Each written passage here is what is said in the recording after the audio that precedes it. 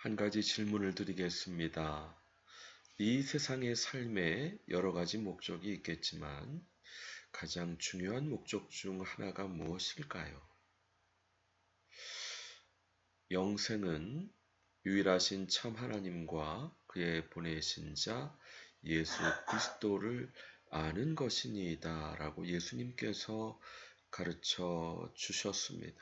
바로 이 땅에서 하나님과 예수님을 알게 하셔서 영생을 누리는 삶, 사실 영생을 누린다는 것은 주님과의 관계인데요.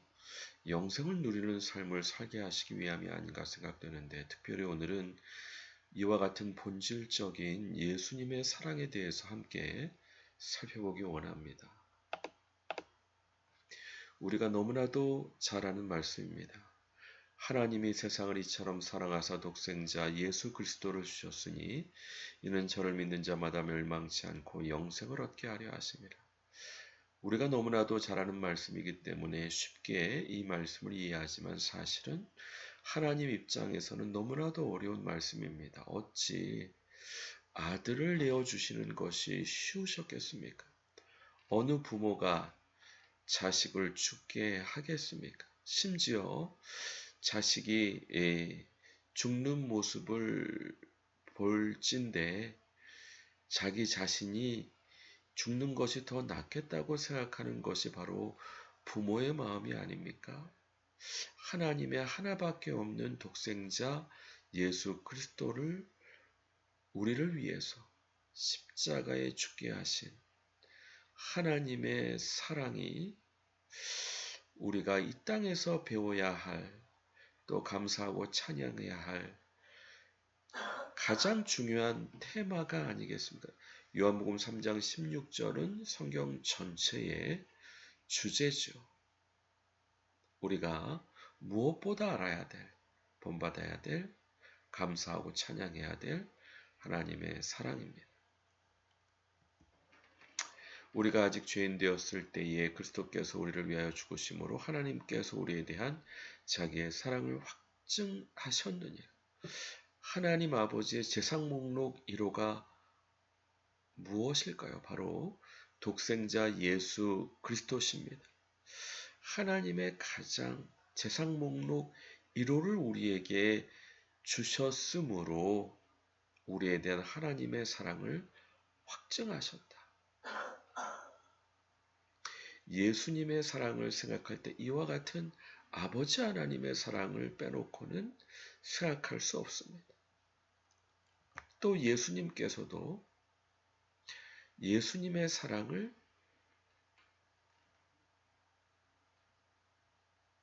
하늘의 밀이 땅에 떨어져 죽는 것을 비유하셨습니다.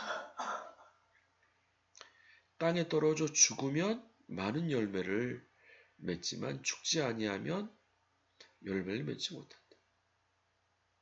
목숨을 내어주는 것 같은 사랑을 실천할 때 열매를 맺을 수 있다. 이와 같은 예수님을 증거할 때, 혹은 이와 같은 예수님의 모습을 본받을 때 열매가 있을 수 있다. 그런데 여기서 참 이해하기 힘든 말씀을 합니다. 자기의 생명을 사랑하는 자는 잃어버릴 것이요, 이 세상에서 자기의 생명을 미워하는 자는 영생하도록 보존하리라. 이 땅과 천국이 다른 점이 있습니다. 이 땅에서는 자신의 생명을 유지하고 자기를 생각해야 살 수 있는 것 같은데, 천국은 자기의 생명을 주는 사람들이 살고 있는 곳입니다. 바로 예수님을 믿는 사람들, 예수님의 모습을 본받는 사람들. 그러므로 부끄러운 것이 무엇이냐? 자기 목숨만 챙기고 다른 사람을 위해서, 주님을 위해서 내어주지 않는 그와 같은 삶을 살았다면 참으로 부끄러운, 구원을 예수님 믿으면 구원 주시지만은 이렇게 일생 동안 가족 또 친구 또 성도님들 사명 대상자들 위해서 내어주는 사랑을 실천하지 못했다라고 한다면 예수님을 믿으면 참으로 부끄러운 사람. 예수님을 믿지 못했으면 결국 잃어버릴 것이다. 안타까운 말씀을 하십니다. 사람이 나를 섬기려면 나를 따르라. 나 있는 곳에 나를 섬기는 자도 거기 있으리니 사람이 나를 섬기면 내 아버지께서 그를 귀히 여기시리라. 주님을 위해서, 이웃을 위해서 목숨까지 또 자신의 재산까지 시간, 은사까지 내어주는 사랑을 하는 사람을 주님께서는 나를 섬기는 자다 말씀하시면서 아버지께서도 그를 귀히 여기시리라. 사랑의 본질은 이처럼 목숨을 내어주는, 자기를 내어주는, 재정을 내어주는, 결국 자기 목숨을 미워하는 이와 같은 사랑이 본질적인 하나님의 사랑이고 본질적인 예수님의 사랑이다 말씀드릴 수 있겠습니다. 내가 땅에서 들리면 모든 사람을 내게로 이끌겠노라. 바로 예수님의 십자가를 의미하죠. 이렇게 목숨을 내어주는 사랑을 하나님의 말씀에 순종해서 하나님의 사랑을 완성하셨을 때 많은 사람들이 주님께 돌아오게 되는, 하나님께서는 성령님을 부어주셨고 또 베드로 또 다른 사도들을 통해서 너희가 죽인 예수님을 하나님이 살리셨다. 또 사도 바울을 통해서는 우리의 죄를 위해서 예수님께서 십자가에 달려 돌아가셨다가 부활하셨다. 이와 같은 복음과 또 복음을 확증하는 초자연적인 기적들을 통해서 5,000명, 3,000명이 주님 앞에 돌아오고 1차, 2차, 3차, 4차 선교 여행을 통해서 열방의 주님 앞에 돌아오게 되는 놀라운 계기가 됩니다. 하늘의 밀이 땅에 떨어져 돌아가셨을 때 그와 같은 목숨을 내어주는 사랑이 이와 같이 세상을 변화시키는 놀라운 파워, 능력을 나타내셨던 것이죠. 그러므로 주님께서 제자들에게 요구하시는 것이 바로 이와 같은 예수님의 모습을 본받으라 말씀하십니다. 누구든지 나를 따라오려거든 자기를 부인하고, 자기를 부인한다는 것은 자기의 자존심을 세우지 말라는 것입니다. 예수님께서 사랑의 본보기를 세족식으로 보이셨습니다. 세족식은 발을 씻는 노예, 종들이 하는 일입니다. 선생과 주가 되어서 이렇게 모범을 보였으니 너희도 이와 같이 하는 것이 마땅하다. 이웃을 사랑하는 데 있어서 자존심이 상하더라도 사랑하는 것이 예수님의 사랑을 본받는 거고, 자기 십자가, 목숨을 내어주는 사랑이 진정한 사랑. 사실 이 말씀이 그냥 선교를 위하여 순종하는 것만 생각했는데 본질은 사랑입니다. 아버지께서 죄인을 구속하시기 위해서 하나밖에 없으신 아들을 십자가에 내어주신 사랑이, 이와 같은 예수님의 사랑을 본받는 사랑이 자기를 부인하고 자존심을 버릴 수도 있고 또 자기의 목숨을 내어주는 사랑으로 주님을 따르라. 제 목숨을 구원하고자 하면 이럴 것이다. 왜요? 천국은 자신을 내어주는 사람들의 곳이기 때문에 오히려 누구든지 예수님을 위해서 제 목숨을 잃으면 찾는다. 가장 중요한 게 뭡니까? 목숨이죠. 인자가 아버지의 영광으로 그 천사들과 함께 오리니 그때 각 사람이 행한 대로 갚으리라. 얼마나 재산을 쌓아 놓았느냐, 얼마나 유명하냐, 얼마나 권력을 누렸느냐, 그게 아니라 얼마나 자신을 내어주는 예수님의 사랑을 실천했느냐, 자존심도 내려놓을 수 있었느냐, 자기를 부인하고 자기 십자가를 지고 주님을 따랐느냐, 그것을 보시겠다. 그리고 각 사람이 행한 대로 갚으리라. 결국 예수님의 계명, 내가 너희를 사랑한 것 같이, 바로 이와 같은 십자가의 사랑, 목숨을 내어주는 사랑으로 너희도 서로 사랑하라. 예수님의 사랑의 계명은 구약의 내 몸과 같이 이웃을 사랑하라는 계명을 뛰어넘는 계명입니다. 율법을 완성하러 오신 주님께서 내 몸과 같이 이웃을 사랑하는 정도가 아니고 예수님의 제자라고 한다면 예수님과 같이 목숨을 내어주는 사람, 사람이 친구를 위하여 자기 목숨을 버리면 이보다 더 큰 사랑이 없느니 너는 내가 명하는 대로 행하면 곧 나의 친구라. 이제부터는 너를 종이라 하지 아니하리니 종은 주인이 하는 것을 알지 못함이라. 너를 친구로 하였노니 내가 내 아버지께 들은 것을 다 너에게 알게 하였습니다. 사실 이와 같은 사랑, 우리 인간의 본성으로는 불가능한 일입니다. 주님의 사랑에 감사, 또 성령님의 인도하심으로 순종할 때 우리 안에 계신 주님께서 우리를 통해 역사하게 하시는 것입니다. 성령님은 선교의 영이십니다. 우리가 주님이 어디로 가라 하시든지 순종하며 가서 그곳에서 주님께서 인도하시는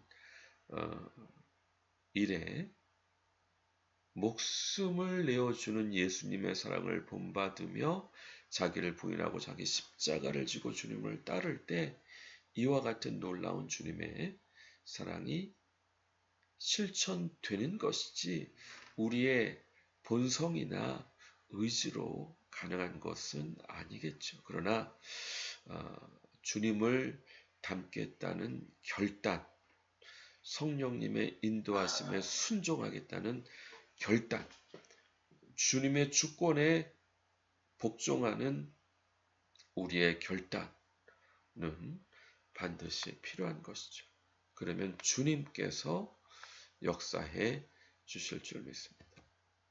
이렇게 주님의 사랑으로 서로 사랑할 때 열매를 맺게 하시고 또 더 열매를 맺게 하게 하시기 위해서 깨끗하게 하십니다. 그래서 그 열매가 항상 있어 주님께서 우리에게 이루어지기 바라시는 것, 무엇을 구하든지 다 받게 하시는, 주님께서 이 땅에 주님의 사랑으로 서로 사랑하는 공동체를 세우게 하시는 목적은 결국 가서 그와 같은 사랑으로 거룩해지고 정결해지고 무엇을 기도하든지 응답되는, 하나님을 기쁘시게 하는 사랑의 열매를 맺고 더 많이 맺고 항상 있게 하게 하시기 위함입니다. 이렇게 되었을 때 이 세 계명이 내가 너를 사랑한 것 같이 예수님의 사랑으로 서로 사랑할 때 이로써 모든 사람이 제자인 줄 알게 되는. 왜요? 모든 기도가 응답되고 초자연적인 역사가 일어나고 예수님의 삶을 나타내기 시작하니까 전도가 되지 않을 수 없죠. 어느 식인 부족에게 파송된 선교사님이 순교했지만 그 부인이 다시 선교사로 파송되었습니다. 죽음은 죽으리라 파송되었겠죠. 놀라운 복음 전도의 역사가 일어난 역사를 우리는 알 수 있습니다. 교회는 순교자의 피를 통해 성장한다는 이야기를 우리가 많이 들었지 않습니까? 이와 같은 예수님의 자신을 내어주는 사랑이 되어질 때 하나님을 기쁘시게 하는 열매가 맺고 더 많이 맺고 항상 있어서 무엇이든지 기도하는 대로 응답되는 초자연적인 역사가 나타나고 그것이 말씀을 증거해서 5,000명, 3,000명, 1차, 2차, 3차, 4차 열방이 주님 앞에 돌아오게 되는 전도와 선교가 되어지는 그러므로 위대한 명령 내가 너를 사랑같이 너희도 서로 사랑하라 이 명령과 우리 마태복음 18장의 지상명령의 관계는 이 위대한 명령을 통해서 주님께서 기뻐하시는 주님의 사랑으로 서로 사랑하는 공동체가 형성되어서 거룩하게 하시고 정결하게 하시고 사랑이 넘치고 초자연적인 기도가 넘치고 기도 응답의 역사가 일어나므로 전도가 되었을 때 이와 같은 원형 프로토타입을 만들었을 때 그러면 그것을 한 지역에 머물게 하지 말고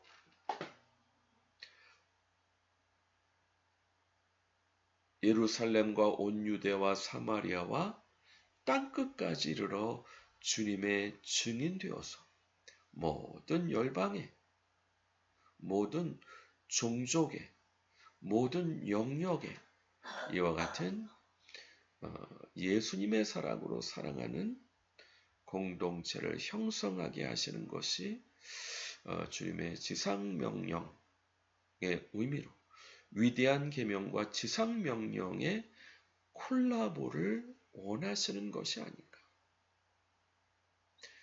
하늘과 땅의 모든 것을 내게 주셨으니 그러므로 너는 가서 모든 민족을 제자로 삼아 아버지와 아들과 성령 이름으로 세례를 베풀고 내가 너희에게 분부한 모든 것을 가르쳐 지키게 하라. 뭐예요? 주님의 사랑으로 서로 사랑하는 공동체 되게 하시니 내가 세상 끝날까지 너희와 항상 함께 있으리라. 모쪼록 이와 같은 주님의 사랑으로 서로 사랑하는